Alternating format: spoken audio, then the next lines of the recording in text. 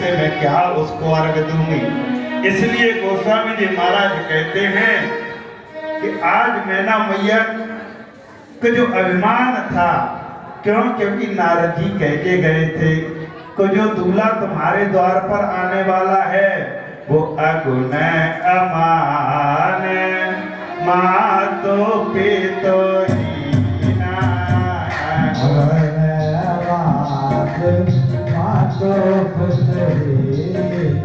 अगुण है, अमंगल भेष वाला है, कोई उसके आगे पीछे नहीं है। तो मैना मैया के अंदर ये भाव जागृत हो गया, आज तो सोने की थाली से इनका परिचय करते हैं।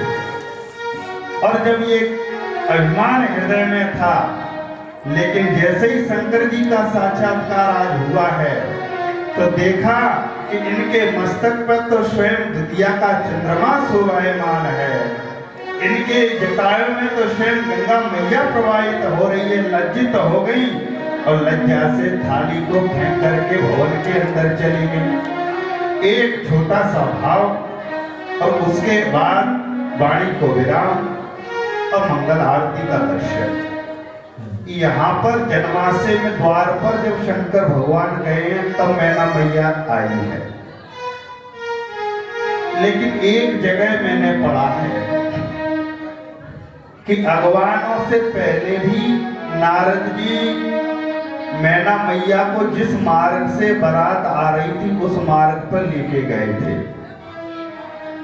जब शंकर भगवान दूल्हा बन रहे थे तो विष्णु भगवान यानी कि नारायण भगवान शंकर भगवान के पास गए और कहा कि हे शंकर, आज मेरी इच्छा यह है कि तुम मेरा स्वरूप धारण करो और मैं तुम्हारा स्वरूप धारण करूं।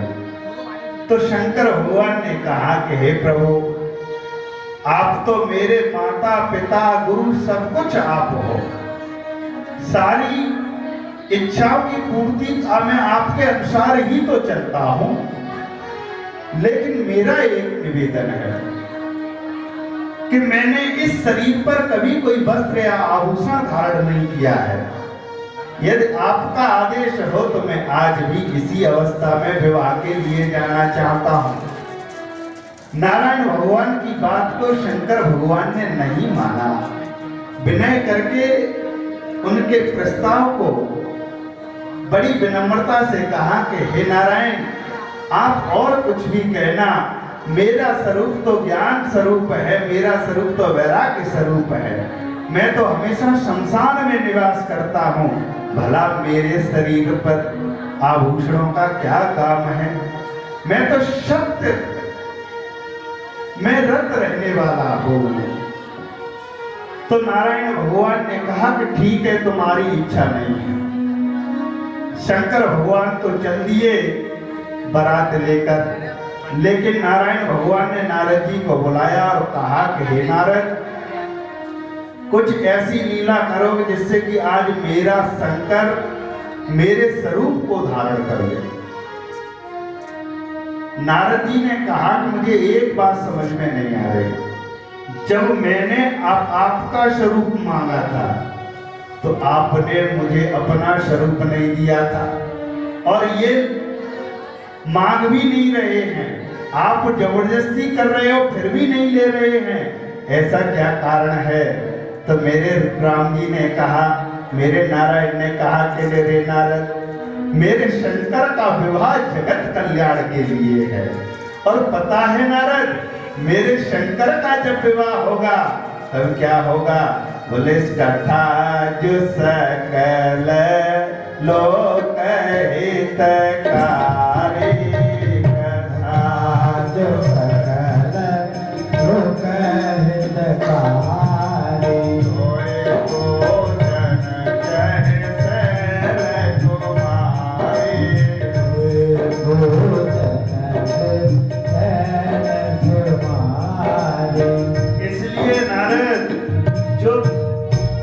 जगत कल्याण के लिए हो उसको मेरे कराने में स्वीकृति रहती है।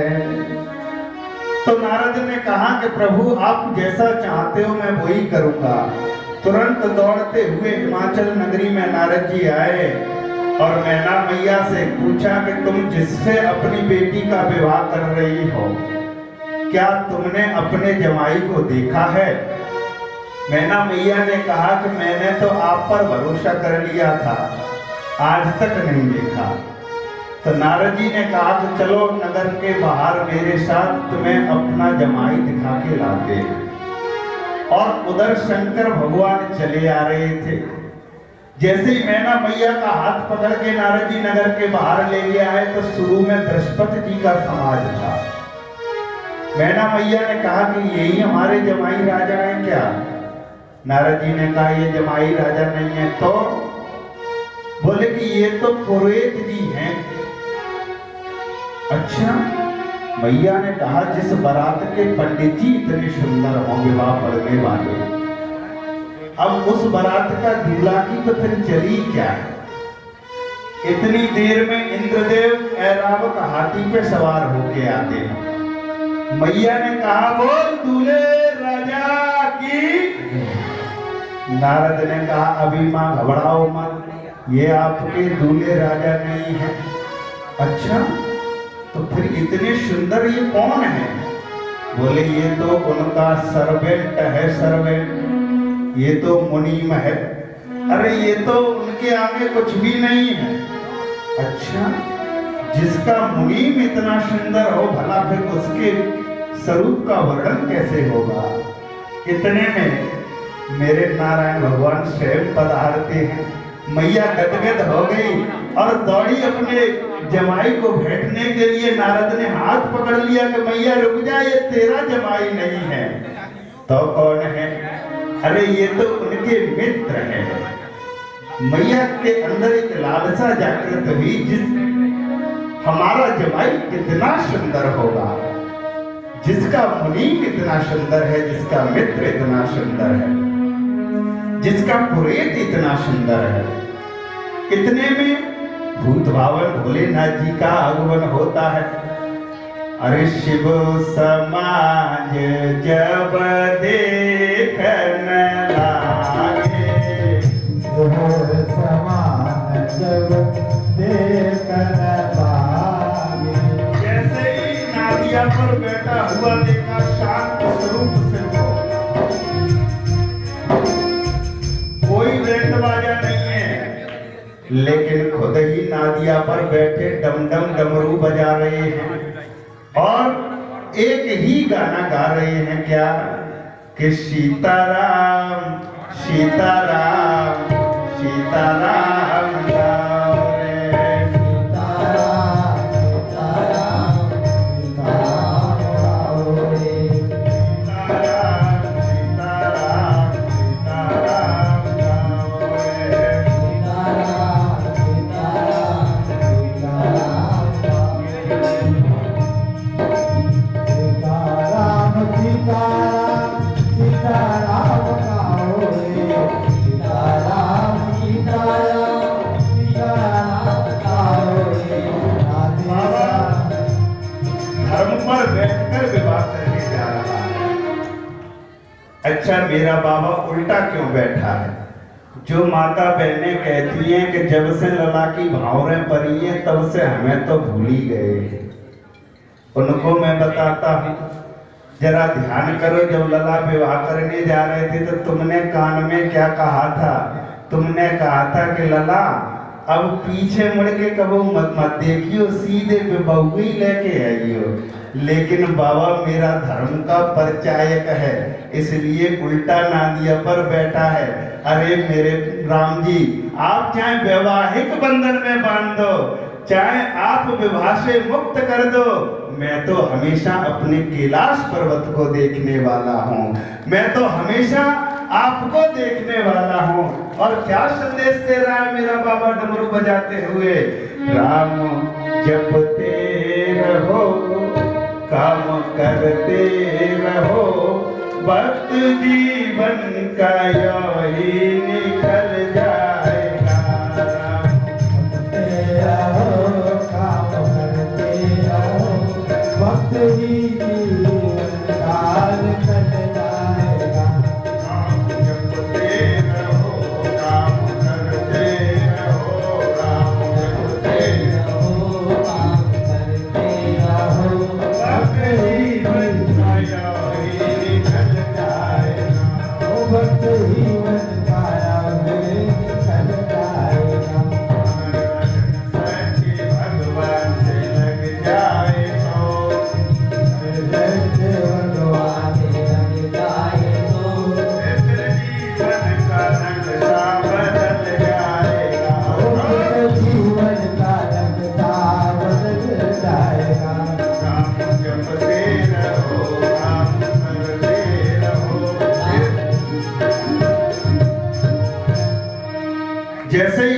शांत स्वरूप शिव को डमरू बजाते हुए देखा। मैना दौड़ के अपने भवन में गई और नारद जी ने कहा मैया सुनो सुनो, जमाई को देख लिया है लेकिन एक बात सुनते हुए जाओ।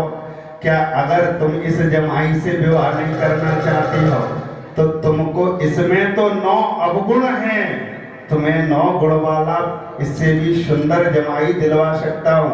मैया मैना ने क्या करना क्या है कि कुछ नहीं, अपनी बेटी को गोदी में बिठा लो, दरवाजा बंद कर लो और कहो कि हम चाहे नदी में कूद के गिर जाएंगे, चाहे पहाड़ से गिर जाएंगे, जल जाएंगे, लेकिन इस बोरे बर के साथ विवाह करने वाले नहीं हैं। और आज जैसे ही मैया ने नगर की कुंडी बंद, अपने महल की कुंडी बंद की है, जो बाराती गए थे देवता ने कहा कि बाबा हमने पहले ही कहा था कि तुम तो हंसी कराने जा रहे हो। शंकर भगवान जो अपमान में भी मान का दर्शन कर ले वो शंकर है। जो इस जगत में रहते हुए इस जगत के विष को धारण कर ले वो मेरा शंकर है। मेरे शंकर ने देवताओं से कहा रे देवताओं दर्शनो, ये ससुराल किसकी है? बोले कि बाबा आपकी। तो यहाँ की रीति तुम जानो कि हम जाने? अरे हमारे यहाँ हमारी ससुराल की तो ये रीति है क्या कि यहाँ दूल्हा आता है तो सास रूठ के पहले ही थाली फेंक के भग जाती है। वो शंकर भगवान की। नारद को बुलाया शंकर भगवान ने, अरे नारद इधर आओ, तुम पहले ही समस्या खड़ी कर गए थे। नारद जी ने कहा तो फिर सुंदर दूल्हा क्यों नहीं बन रहे? अच्छा, हमने कहा था कि तुम ही तो यहाँ कह के गए थे कि अगुण अमान मात पित हीना, उदासीन है, कुलहीन है, अमंगल भेष वाला है, सर्पों को धारण करने वाला है। अब तुम हमसे कहते हो कि तुम सुंदर बन जाओ। कौन कह के गया था? अरे तुम्हारा विवाह नहीं हो पाया इसलिए मेरे विवाह में अड़चन उत्पन्न कर रहे हो। नारद पैरों में गिर गए कि बाबा मैंने कुछ नहीं दिया है। तो बोले नारायण भगवान ने कहा है। क्या चाहते हैं? कि आपके नारायण चाहते हैं कि आप सुंदर बन के आज दरवाजे पर जाओ। तो जैसे ही ये कहा, आज भूत बावन भोलेनाथ ने मेरे राम जी का, मेरे नारायण का चिंतन किया और नारायण का समस्त श्रृंगार भूत बावन भोलेनाथ जी ने ओढ़ लिया और अपना श्रृंगार किसको दे दिया? नारायण को दे दिया। अब तो जैसे ही विष्णु भगवान बागांबर में आए दुखते फिर रहे हैं। बाबा ने कहा मैंने तो पहले ही कहा था कि अपना श्रृंगार मुझे ओढ़े रहने दो, लेकिन विष्णु भगवान ने कहा, नारायण ने कहा, रे बाबा तू इतना सुंदर है ये मुझे पता नहीं था। सुंदर आरती। इधर नारद जी देवश्रा ऋषि के साथ जाते हैं। मैया मैना को समझाते हैं कि पूर्व जन्म में सती थी। सती पार्वती जी का संबंध हमेशा शिव से है। तो मैया आनंदित हो जाती हैं। सब लोग अब तो सुंदर जयवनार गवने लगती हैं। बेबदे पाथे बैठी जीवनारा, बेबदे पाथे बैठी जीवनारा, लागे पर सरोदे पुन सुआरा, आगे महते जीवनारा। अच्छा, यहाँ एक भाव और मंगल आरती का दर्शन। लागे परसन निपुण सुहारा, सुहारा। अच्छा, चतुर और होशियार परोसने वाले को हिमाचल जी ने क्यों लगाया? इसलिए लगाया कि जैसे ही पंगत बैठी तो उसमें लोग कैसे कैसे बैठे हैं। एक समस्या खड़ी हो गई कि पत्तल हाथ में लिए परोसने वाले खड़े हैं। हिमाचल जी ने कहा वहां पर जितने भी स्वजन थे, कहा कि पत्तल को डाल क्यों नहीं रहे?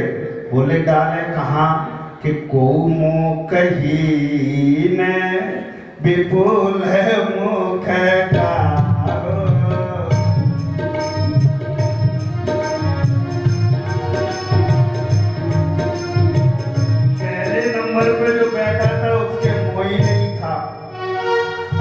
इसके मुंह नहीं था तो पड़ोसने वाला पत्थर डाले तो डाले कहाँ। उसने कहा कि महाराज बड़ी विपत्ति आ गई है क्या कि जो पहले नंबर पे बैठा है वो तो मुखे उसके है ही नहीं, अब उसका अगर पत्थर डालते नहीं है तो उसका अपमान हुआ जाता है। तो उसने कहा कि एक काम करो, पहले वाले को छोड़ दो, जब उसके मुंह ही नहीं है तो भला खाएगा किससे। तो जैसे ही आगे बढ़ा अब तो समस्या और बिगड़ा कि ये बोलता किस मुंह से है, खाता किस मुंह से है, उवासियां किस मुंह से लेता है। अब तो वो चारों तरफ परिक्रमा दे लेकिन पत्थर नहीं डाले। फिर पूछा क्या बात है, बोले को मुख ही न विपुल मुख गावो।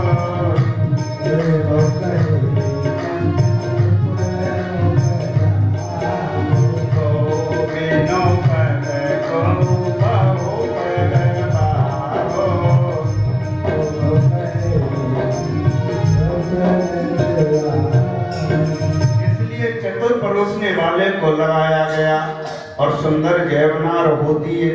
यहाँ पर ब्रह्मा जी के बनाए हुए आसन पर शंकर भगवान विराजित होकर के विवाह रचा रहे हैं। सुंदर मुनियों ने लगन को सुनाया है। गोस्वामी जी महाराज कहते हैं, हे भक्तजन मुनि अनुशासन गणपति पूजे शंभो भगवान। यहाँ पर कुछ लोगों का एक हमेशा प्रश्न मन में रहता है, जब शंकर और पार्वती जी का विवाह नहीं हुआ तो गणेश जी कहां से आ गए। देखो, गणपति किसी व्यक्ति का नाम नहीं है, गणेश जी एक पद का नाम है। और शंकर भगवान के विवाह में जिन गणेश जी की पूजा हुई है, जिन गणपति की पूजा हुई है, वो कर विराज नाम के गणेश जी थे। इसलिए वो गणेश जी नहीं है जो शिव और पार्वती के पुत्र हैं। गोस्वामी महाराज कहते हैं कि मुनि अनुशासन गणपति पूजे शंभो भवानी पानी ग्रहण तब की न महेशा।